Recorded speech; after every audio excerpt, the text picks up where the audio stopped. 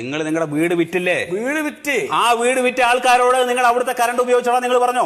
എന്തിനാണ് പറഞ്ഞത്? നമ്മളൊരു വീട് കൊടുത്തു കഴിഞ്ഞാൽ അതിന്റെ ഉള്ളിൽ കറണ്ട് ഉണ്ടെങ്കിൽ പറഞ്ഞിട്ട് വേണം ഉപയോഗിക്കാൻ. അതെങ്ങനെ നിങ്ങളുടെ പേരിലുള്ള കറണ്ട് എങ്ങനെ അവർ ഉപയോഗിക്കുന്നത്?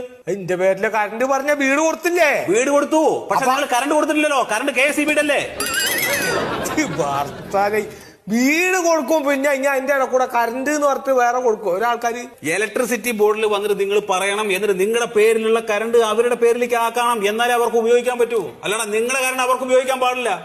എന്തെന്നാ ചുരുക്കത്തില് സർക്കാരിന്റെ കറണ്ട് നിങ്ങളും കെട്ടു, നിങ്ങളുടെ വീട് വാങ്ങി അവരും കെട്ടു. കട്ടൂന്ന് പറയുമ്പോഴാണ് മനസ്സ് എന്താ സാറപ്പത് കട്ടെടുത്തോണ്ട് വല്ല തേങ്ങ മാങ്ങയാണ് കറണ്ട്. നിങ്ങളുടെ വീട്ടിലെ ടൈൽ ഒട്ടിച്ചോ? ടൈലൊട്ടിച്ച ഒന്നും പറയണ്ട പൊന്നാര സാറൊക്കെ ലാഭത്തിന് കുറച്ച് ടൈല് കിട്ടി.